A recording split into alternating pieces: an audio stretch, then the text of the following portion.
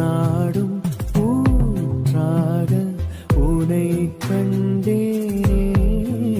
மனம் உடைந்தோரின் உறவாக நீயே வருவாய். என் தோளில் பாரங்கள் அழுத்திடவே என் சுமை தாங்கிலை பாற்றி அருள்பவரே. என் சுமை தாங்கிலை பாற்றி அருள்பவரே.